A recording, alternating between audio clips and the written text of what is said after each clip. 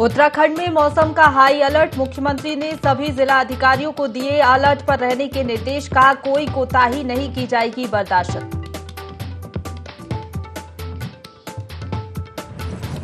राष्ट्रपति द्रौपदी मुर्मू पर कांग्रेस सांसद द्वारा की गई अभद्र टिप्पणी पर बोले सीएम धामी। कहा कांग्रेस सांसद का बयान मात्र शक्ति का अपमान। राष्ट्रपति पर अभद्र टिप्पणी निंदनीय। यूरोप दौरे पर गए उत्तराखंड के प्रतिनिधि मंडल ने आईफॉर्म संस्था से किया करार। उत्तराखंड में जैविक कृषि के विकास के लिए करार होगा महत्वपूर्ण।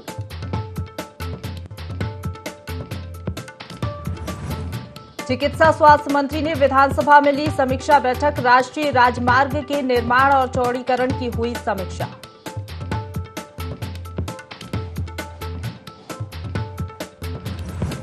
और उत्तराखंड स्ट्रीट चिल्ड्रन पुनर्वास नीति बनाने के लिए मंत्री ने दिए अधिकारियों को निर्देश। लगातार बढ़ रही स्ट्रीट चिल्ड्रन की संख्या को बताया चिंताजनक।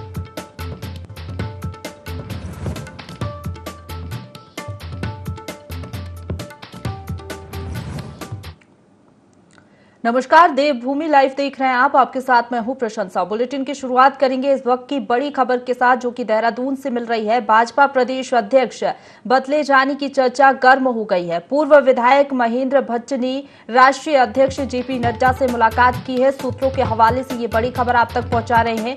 मौजूदा समय में मदन कौशिक हैं बीजेपी प्रदेश अध्यक्ष। अब उनके बदले जाने की चर्चाएं तेज हो गई हैं।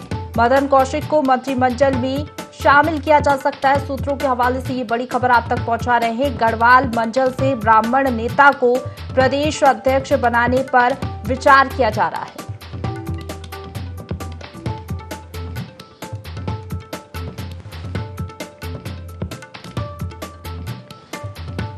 तो बीजेपी प्रदेश अध्यक्ष बदलने की चर्चाएं तेज हो गई है। महेंद्र भट्ट की नड्डा से मुलाकात के बाद अटकलों पर जोर दिया जा रहा है। बड़ी खबर इस वक्त की बता रहे हैं। तो देहरादून से इस वक्त की बड़ी खबर। भाजपा प्रदेश अध्यक्ष बदले जाने की चर्चा तेज और गर्म हो चुकी है। पूर्व विधायक महेंद्र भट्ट ने राष्ट्रीय अध्यक्ष जेपी नड्डा से मुलाकात की। सूत्रों के हवाले से ये बड़ी खबर आप तक पहुंचा रहे हैं। चलिए, इसी खबर पर ज्यादा जानकारी के साथ हमारे साथ principal correspondent Kailash Bisht live बने हुए हैं। उनका रुख कर लेते हैं। कैलाश, बड़ी खबर है बीजेपी अध्यक्ष के बदले जाने की। क्या लग रहा है, इन चर्चाओं में कोई दम है या सिर्फ अफवाह है? देखिए, जहां तक बात की जाए तो जाहिर तौर पर यह चर्चा बहुत इस वक्त तेज चल रही है उत्तराखंड की राजनीति में। और भले ही इस वक्त जो बीजेपी के जो प्रवक्ता हैं या फिर जो नेता हैं इस बयानबाजी से यहाँ पर वो बचते नजर आ रहे हैं, लेकिन कहीं ना कहीं जो हमारे सूत्र हैं वो साफ तौर पर ये बता रहे हैं कि बहुत जल्द यहाँ पर उलटफेर हो सकता है। प्रदेश अध्यक्ष जो बीजेपी के हैं मदन कौशिक, उनको मंत्रिमंडल में शामिल किया जा सकता है, क्योंकि काफी अनुभवी हैं, विधायक भी हैं और इससे पहले भी वो मंत्री रह चुके हैं। और जाहिर तौर पर जो अनुभव की बात की जाए तो सरकार में हमेशा ही उनके अनुभव को यहाँ पर साझा किया जाता है सरकार द्वारा। और इसी वजह से ये कयास लगाए जा रहे हैं कि जो बीजेपी संगठन है, बीजेपी संगठन बदलाव कर सकता है अपने संगठन में और किसी ब्राह्मण चेहरे को, खासतौर पर जो गढ़वाल मंडल क्षेत्र से हो, जो पहाड़ से ताल्लुक रखता हो, उसे यहाँ पर बनाया जा सकता है प्रदेश अध्यक्ष। और महेंद्र भट्ट जो है पूर्व विधायक रहे हैं बद्रीनाथ विधानसभा से। और जो सूत्र है बीजेपी से कुछ हमारे, जो उन्होंने साफ तौर पर यह जानकारी दी है कि महेंद्र भट्ट ने जेपी नड्डा जो राष्ट्रीय अध्यक्ष है भारतीय जनता पार्टी के, उनसे मुलाकात की है। तो कहीं ना कहीं साफ तौर पर यह लग रहा है कि आने वाला जो मंत्रिमंडल में जो विस्तार होगा उसमें मदन कौशिक को जगह दी जा सकती है और उनकी जगह ब्राह्मण नेता को बीजेपी का प्रदेश अध्यक्ष बनाया जा सकता है। तो ये इस बदलाव को लेकर क्या माना जाए, ये बदलाव क्यों किया जा रहा है और आने वाले समय में इसको किस तरीके से देखा जाएगा? देखिए, ये पार्टी का निजी फैसला है, भारतीय जनता पार्टी का। और जाहिर तौर पर कोई भी पार्टी हो, किसी भी पार्टी का ये खुद का निर्णय होता है कि उसको अपने संगठन को आगे बढ़ाने के लिए या फिर पार्टी की जो नीतियां हैं उनको आगे बढ़ाने के लिए किस तरीके से कदम उठाने चाहिए। और यहाँ पर जहां तक सवाल बीजेपी का है तो जाहिर तौर पर बीजेपी सोच समझकर ही इस फैसले को ले रही होगी। हालांकि इस खबर की पुष्टि अभी हम नहीं कर रहे हैं, लेकिन हाँ, हमारे जो सूत्र हैं, सूत्र इस खबर की पुष्टि यहाँ पर कर रहे हैं। तो जाहिर तौर पर आने वाला जो समय है बीजेपी के लिए, क्योंकि अभी नगर निगम के चुनाव है, है, खासतौर पर सबसे पहले जो चुनाव हरिद्वार में है, हरिद्वार के जो त्रिस्तरीय पंचायत चुनाव हरिद्वार जिले में होने हैं, उसके बाद 2023 में नगर निगम नगर निकायों के चुनाव होने हैं पूरे उत्तराखंड में, और फिर 2024 में लोकसभा के चुनाव होने हैं। तो इन तमाम चीजों को मद्देनजर रखते हुए ही हो सकता है कि इस बदलाव को करने की फिराक में बीजेपी का संगठन हो। बिल्कुल, अगर इस पर और हम गहनता से बात करें कैलाश, तो अगर देखा जाए तो आप जिस तरीके से जिक्र कर रहे हैं, जानकारी ये है ब्राह्मण नेता को प्रदेश अध्यक्ष बनाने पर विचार किया जा रहा है, तो क्या कोई कास्ट फैक्टर भी है जिसके चलते ये परिवर्तन हो रहा है? बिल्कुल, देखिए आपने बहुत ही महत्वपूर्ण यहाँ पर सवाल किया है, और मैं आपको बता दूं आपके माध्यम से कि हमेशा ही उत्तराखंड में दो चीजें प्रमुख देखी जाती हैं, गढ़वाल कुमाऊं और फिर राजपूत और ब्राह्मण। और जब जब उत्तराखंड में चाहे वो कांग्रेस की सरकार रही हो या फिर भारतीय जनता पार्टी की सरकार रही हो, हर बार यही देखा जाता है कि अगर कोई ठाकुर मुख्यमंत्री है तो प्रदेश अध्यक्ष ब्राह्मण होगा, और अगर कोई मुख्यमंत्री ब्राह्मण है तो प्रदेश अध्यक्ष ठाकुर होगा। उसके बाद फिर दूसरा यहाँ पर जो कंडीशन लागू होती है कि अगर प्रदेश अध्यक्ष गढ़वाल से है तो जो मुख्यमंत्री होंगे वो कुमाऊं से होंगे, और अगर मुख्यमंत्री गढ़वाल से है तो प्रदेश अध्यक्ष कुमाऊं से होंगे। और यही चीज यहां पर भी देखी जा रही है कि इस वक्त मौजूदा समय में जो मुख्यमंत्री हैं वो कुमाऊं से हैं, वो राजपूत हैं। इसलिए अब जो प्रदेश अध्यक्ष बनेगा वो गढ़वाल से बनेगा, क्योंकि अभी तक जो प्रदेश अध्यक्ष थे वो मदन कौशिक थे, और मदन कौशिक मैदानी क्षेत्र से थे। लेकिन अब गढ़वाल मंडल का जिक्र इसीलिए बार बार यहां पर किया जा रहा है कि यहां पर गढ़वाल मंडल से एक ब्राह्मण चेहरे के रूप में महेंद्र भट्ट हो सकते हैं। तो जाहिर तौर पर ये जो तमाम समानताएं हैं, गढ़वाल कुमाऊं और जो जातिवाद की जो राजनीति, इन तमाम चीजों को यहां पर हैंडल करके ही इस चीज को तवज्जो दिया जाएगा। बिल्कुल कैलाश, हालांकि आप जिस तरीके से जानकारी दे रहे हैं कि सूत्रों के हवाले से ये खबर है, लेकिन अब अटकलों का बाजार जिस तरीके से गर्म हो चुका है, चर्चाएं काफी तेज हो चली हैं, ऐसे में प्रदेश अध्यक्ष मदन कौशिक का कोई बयान सामने आया हो या पार्टी की तरफ से कोई ऑफिशियल स्टेटमेंट? देखिए, मैंने आपको जिस तरीके से बताया था कि हालांकि ये एक सुगबुगाहट है, अभी किसी ने भी कोई बयान नहीं दिया है। अभी मैं खुद भारतीय जनता पार्टी के प्रदेश कार्यालय में, मैं और मेरी टीम यहां पर मौजूद है। कोशिश हम कर रहे थे बयान लेने की, लेकिन किसी ने बयान नहीं दिया। तो हम कोशिश करेंगे कि इस पूरे मामले में कोई भी जो आधिकारिक बयान हो, पार्टी की तरफ से हो, चाहे प्रदेश अध्यक्ष की तरफ से हो या फिर किसी प्रवक्ता की तरफ से हो, लेने की कोशिश की जाएगी, ताकि जो खबर है हमारी खबर को प्राथमिकता के तौर पर, ताकि हम इसको आगे भी दिखा सकें। बिल्कुल, कह सकते हैं अभी बचते हुए नजर आ रहे हैं और कोई कुछ कहने को तैयार नहीं है। ऑफिशियल स्टेटमेंट हालांकि अभी सामने नहीं आया है, लेकिन चर्चाएं अभी तेज हो चुकी हैं। आप बने रहिए हमारे साथ कैलाश, आगे भी आपसे जानकारी लेंगे। तो देहरादून से एक और बड़ी खबर का रुख कर लेते हैं, जहां देहरादून समेत 6 जिलों में आज भारी बारिश का येलो अलर्ट जारी किया गया है। देहरादून, उत्तरकाशी, चमोली, बागेश्वर, पौड़ी, नैनीताल में अगले 24 घंटे में भारी बारिश होगी। सभी जिलों में तेज गर्जना के साथ भारी बारिश हो सकती है। मुख्यमंत्री ने सभी जिलाधिकारियों को अलर्ट पर रहने के निर्देश दिए हैं।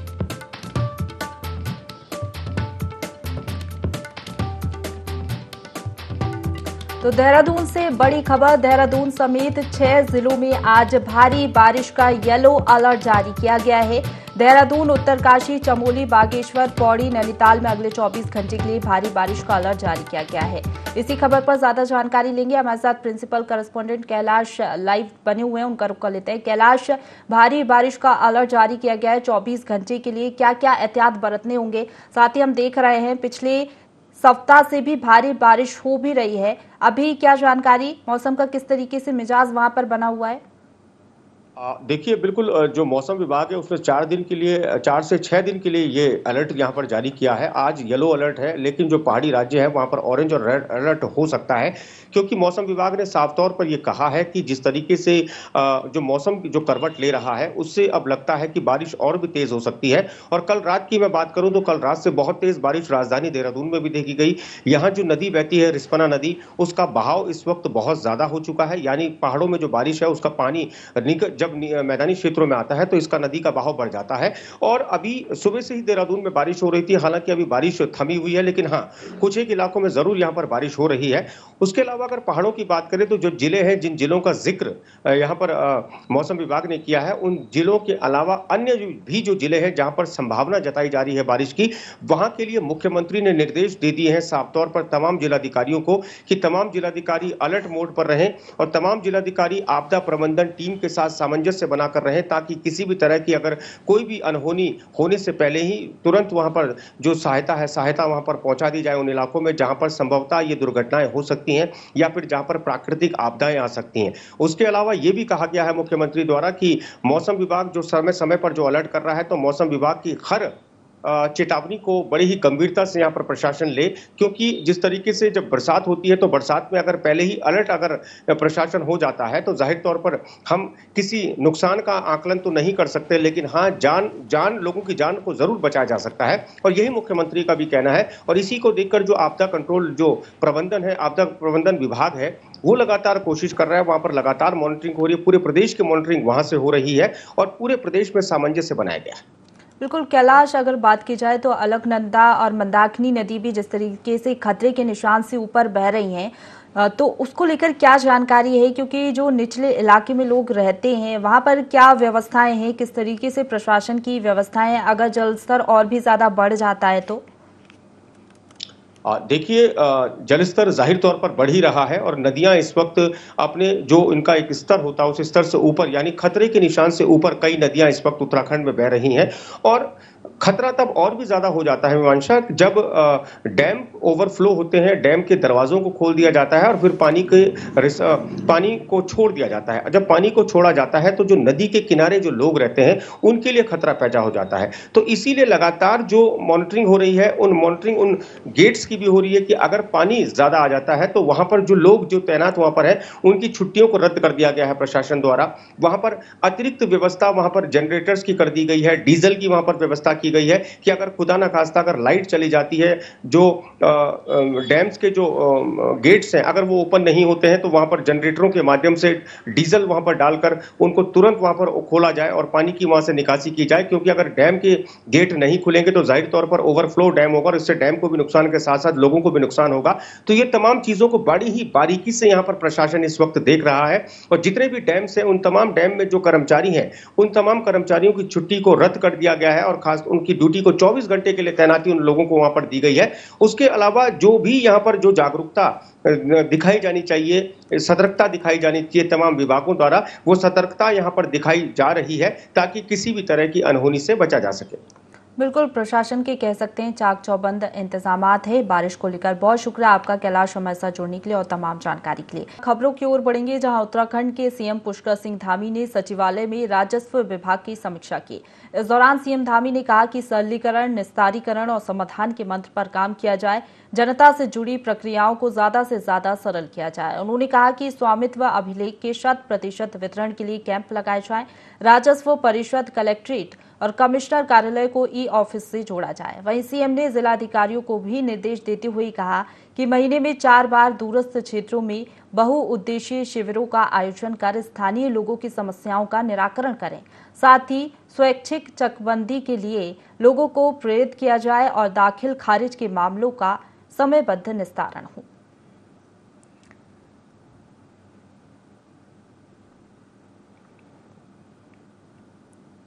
देहरादून स्थित विधानसभा भवन में महिला सशक्तिकरण एवं बाल विकास विभाग मंत्री रेखा आर्या ने महिला कल्याण के विभागीय अधिकारियों के साथ समीक्षा बैठक की। समीक्षा बैठक में विभागीय अधिकारियों के साथ मंत्री रेखा आर्या ने उत्तराखंड स्ट्रीट चिल्ड्रन पुनर्वास नीति बनाए जाने पर चर्चा की। महिला सशक्तिकरण एवं बाल विकास विभाग मंत्री रेखा आर्या ने कहा कि प्रदेश के कई शहरों में स्ट्रीट चिल्ड्रन की संख्या लगातार बढ़ती जा रही है, जो कि एक चिंता का विषय है।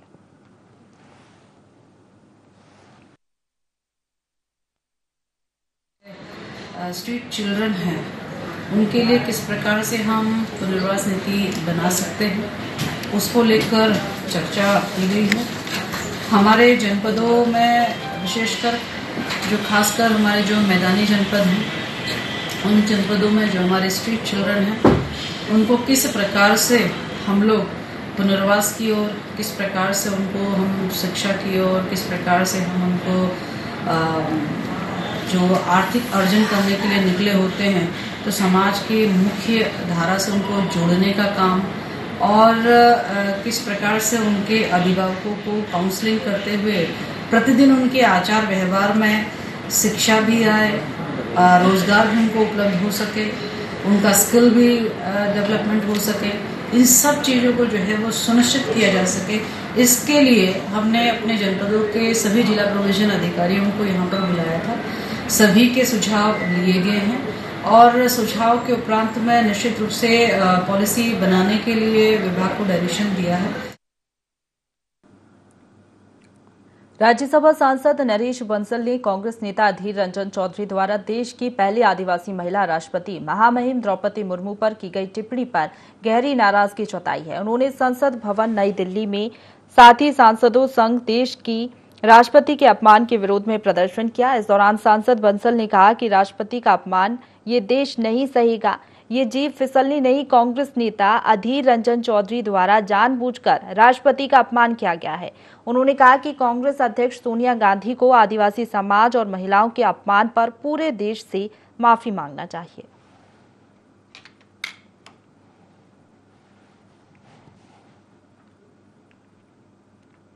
अगली खबर की ओर बढ़ेंगे, जहां टिहरी जिले की मुनीकेरिता क्षेत्र में पीडब्ल्यूडी तिराही के पास खारा स्रोत की तरफ से आ रही एक बस अनियंत्रित होकर पलट गई। बस में सवार चालक, परिचालक और यात्री घायल हो गए हैं। वहीं एक वृद्ध की मौत भी हो गई है। घायलों को एम्बुलेंस की सहायता से राजकीय चिकित्सालय और एम्स पहुंचाया गया है। वहीं मौके पर पहुंची एसडीआरएफ की टीम ने क्रेन की सहायता से बस को सीधे करने का प्रयास किया और यात्रियों को बाहर निकाला, जिसके बाद घायल यात्रियों को राजकीय चिकित्सालय और एम्स की ओर रवाना किया गया, जहां उनका इलाज जारी है। ड्राइवर के कंट्रोल के बाहर हो रखे थे और इसका ब्रेक फेल हो रखे थे। ड्राइवर ऊपर से ही मतलब आवाज चिल्लाता हुआ आ रहा था कि भैया हट जाओ हट जाओ हट जाओ हट जाओ हट जाओ। मतलब ये रहा कि मतलब उसके सामने कोई व्हीकल नहीं आया और यहाँ पर आने के बाद उसने कंट्रोल करते करते हुए जाके मतलब यहाँ बसा के पलट गई। 3-4 ठोक केबिन में बैठे थे हमारे बम्बू, तो वो कंप्लेन किए कि ये केबिन में क्यों बैठाए हैं और चालान काटे। उसके बाद ये ड्राइवर यहाँ से गाड़ी चला कर फिर यहाँ देखा कि ज़्यादा पुलिस वाले हैं, तो लग रहा है कि उससे ज़्यादा स्पीड किया है वहाँ पे, तो वहीं से गाड़ी अनबाइलेंस हुई मोड़ से।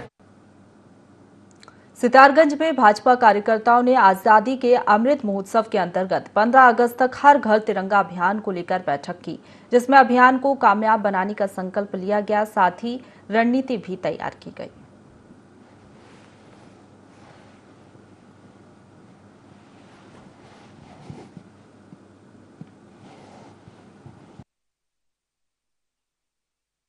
के 75 वर्ष के उपलक्ष्य में अमृत महोत्सव के रूप में मना रहा है और इसके तहत पूरे देश के अंदर जितने भी घर हैं उन सभी घरों पर, प्रतिष्ठानों पर अपना जो राष्ट्रीय ध्वज है तिरंगा उसको लगाने का अभियान शुरू किया है। हर घर तिरंगा इस अभियान का नाम है। इस अभियान के तहत प्रत्येक विधानसभा में, मंडलों में और गांवों में, शहर के सभी स्थानों पर, सभी घरों में तिरंगा लगाने का लक्ष्य रखा गया है। हर घर में तिरंगा लगाकर अपने राष्ट्र के प्रति कृतज्ञता जाहिर करेंगे।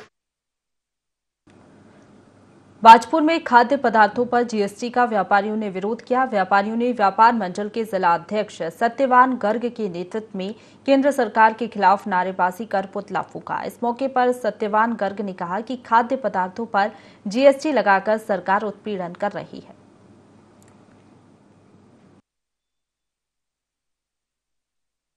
व्यापार प्रतिनिधि मंडल का पूरे प्रदेश के अंदर पूरा सप्ताह में सोमवार को हमारा एसडीएम कोर्ट में एसडीएम को ज्ञापन देने का था। मंगलवार को हमने एक अलग प्रोग्राम था हमारा प्रेस विज्ञप्ति का और आज बृहस्पतिवार को पुतला फूंकने का था जीएसटी का। हमने आज ज्ञापन भी दिया है और हमने पुतला भी फूंका जीएसटी का। हम जीएसटी नहीं लगने देंगे और जीएसटी का पुरजोर विरोध किया जाएगा और किसी भी दुकान पे कोई चेकिंग नहीं होने दी जाएगी। ये हमारी तरफ से पुरजोर विरोध रहेगा। अगर किसी दुकान पे कोई जीएसटी वाला आता है तो हमें फ़ोन से इतला दे और हम तुरंत वहाँ पर जाके विरोध करेंगे और किसी का जीएसटी का किसी का छापा नहीं डालने देंगे। कर्णप्रयाग में अमृत महोत्सव के तहत बिजली विभाग के द्वारा सभागार में उज्जवल भारत उज्जवल भविष्य कार्यक्रम का आयोजन किया गया, जिसमें कई योजनाओं की जानकारी नुक्कड़ नाटक और लघु फिल्म के जरिए दी गई। वहीं कार्यक्रम में मुख्य अतिथि के रूप में विधायक अनिल नौटियाल मौजूद रहे, जहां उन्होंने दीप प्रज्वलित कर कार्यक्रम का शुभारंभ किया। इस दौरान उन्होंने कहा कि आज ऐसा कोई क्षेत्र नहीं है जहां लोग बिना बिजली के कारण अंधेरे में रह रहे हों।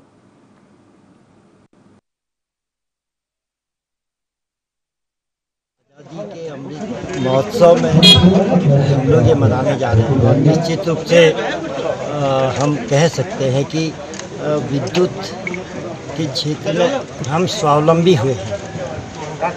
अनेकों योजनाएं आज संचालित हो रही हैं हमारे प्रदेश में भी और पूरे देश के अंदर। नई नई योजनाओं को स्वीकृति मिल रही है, परियोजनाओं को स्वीकृति मिल रही है, जिससे विद्युत उत्पादन बढ़ रहा है। हमारा ये नारा है कि समृद्ध भारत, समृद्ध देश, समृद्ध प्रदेश, उस दिशा में हम बहुत तेज़ी से आगे बढ़ रहे हैं। जो विद्युत मंत्रालय है भारत सरकार का, उन्होंने हमें गाइडलाइंस दी थी कि हर एक ज़िले में 2 ऐसे स्थान चिन्हित करने हैं जहाँ पे ये प्रोग्राम होगा। तो चमोली ज़िले में कर्णप्रयाग और दशोली ब्लॉक चिन्हित हुए थे। तो बेसिकली ये इसलिए मनाया जा रहा है कि 75 साल पूरे होने पे जो माननीय प्रधानमंत्री जी का जो विज़न था कि हर घर को बिजली मिले और हर एक गांव तोक जो है विद्युतीकृत हो जाए। और इसके अतिरिक्त तीसरी जो योजना थी हमारी इंटीग्रेटेड पावर डेवलपमेंट स्कीम, तो दीनदयाल उपाध्याय ग्राम ज्योति योजना, सौभाग्य योजना एवं IPDS जो थी, इनको मनाने के लिए इसका महोत्सव मना रहे हैं। हरिद्वार में कांवड़ मेला का सकुशल समापन हुआ, जिस पर SSP योगेंद्र सिंह रावत ने जनपद के पुलिस अधिकारियों को सम्मानित किया। इस दौरान उन्होंने कहा कि इस प्रकार आपसी समन्वय बनाए रखें, वहीं इसी प्रकार से कार्य को संपादित करने की अपील की। साथ ही कहा कि कोई भी टास्क कितना भी कठिन क्यों ना हो, लेकिन धैर्य और इच्छा शक्ति से कार्य को सकुशल सफल बनाया जा सकता है।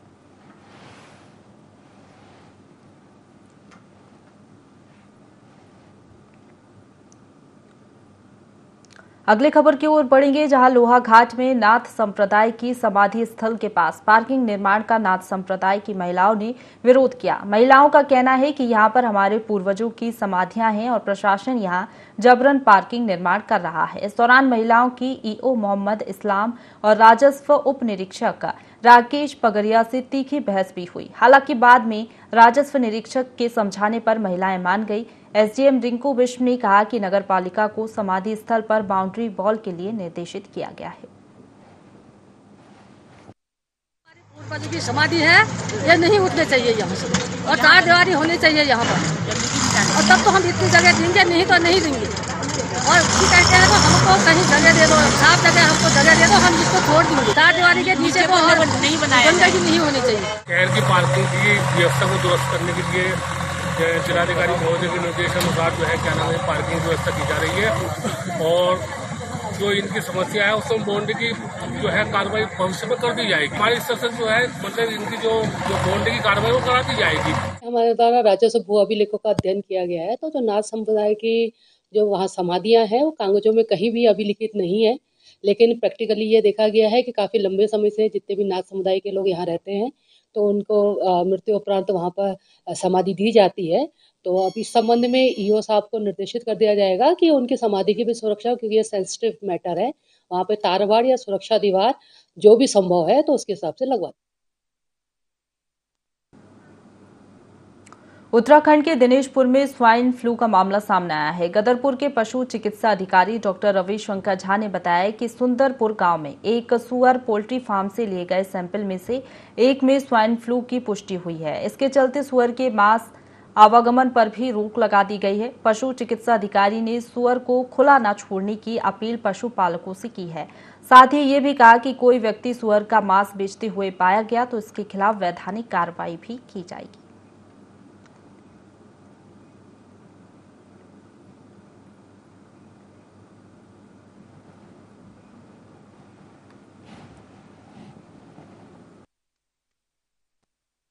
स्वाइन फ्लू के नाम पे बिल्कुल भी पैनिक होने की आवश्यकता नहीं है। गदरपुर पशु चिकित्सालय क्षेत्रांतर्गत कोई भी सुअर अभी तक पॉजिटिव नहीं पाया गया है। दिनेशपुर क्षेत्र में 5 सैंपल संभावितों के भेजे गए थे, जिसमें एक सैंपल पॉजिटिव पाया गया है। उसमें जो भी संवैधानिक प्रक्रिया है वो शुरू कर दी गई है। संबंधित पशुपालक को अवगत कराते हुए सुअर को आइसोलेट कर दिया गया है। और आम जनमानस के लिए यही है कि स्वाइन फ्लू में सुअर के मांस की बिक्री पूर्ण रूपेण यहाँ बंद कर दी गई है, उनके आवागमन को रोक दिया गया है। इसी के साथ बुलेटिन में फिलहाल इतना ही। खबरों का सिलसिला लगातार जारी है, आप बने रहिए हमारे साथ।